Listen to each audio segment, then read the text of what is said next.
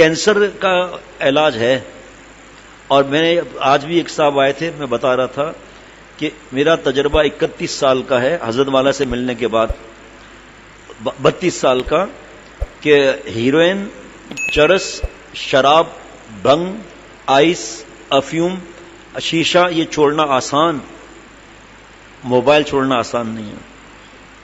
اس نے حرام مزہ لے لیا نا, توبہ تو کی نہیں, بیان سن کے ڈیلیٹ کر دیا, دوبارہ گند بھر دیا. یہ ایسا نشہ ہے یہ. اور یہ یہود و نصارہ نے دیکھ لیا کہ مسلمانوں کو اللہ سے دور کرنے کا یہی طریقہ ہے. دیکھیں نا, سورج چمک رہا ہے دن میں, بادل بیچ میں آ گئے نا. اب سورج چمک تو رہا ہے لیکن بادل بیچ میں ہے نا. اللہ کی رحمت ہم پر برس رہی ہے, گناہوں کے بادل بیچ میں ڈال دیے نا ہم نے.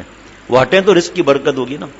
وہ ہٹیں تو قرآن پاک کی آیتیں سنائی تھی نا 3 ابھی وہیں پر غرفہ خانقاہ میں, کہ 3 قرآن پاک کی اور بھی ہیں نیک بننے پر. یہ 3 انعامات ایسے ہیں کہ آدمی کو بس آب و ہم نے بیچ میں گناہوں کے بادل لائے ہوئے, پھر کہتے ہیں رزق تنگ ہے, مہنگائی ہے, یہ ہے وہ ہے.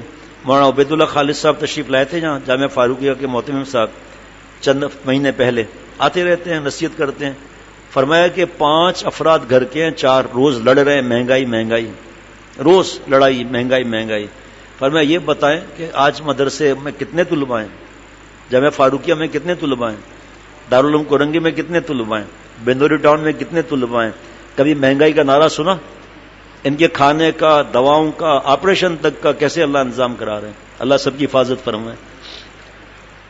لوگ بیٹھے تھے حیران ہو گئے کہ کیونکہ ان کا تعلق اللہ سے جڑا ہوا ہے اس لیے ان کو پرواہ نہیں ہے, خود لوگ آ کر دے جاتے ہیں. اور ان کا کیونکہ اللہ سے تعلق نہیں جڑا ہوا, خرچے کم کرنا میرے آپ کے اختیار میں ہے, روزی بڑھانا تمہارے اختیار میں نہیں نا, تب اپنے اختیار والا کام کیوں نہیں کرتے؟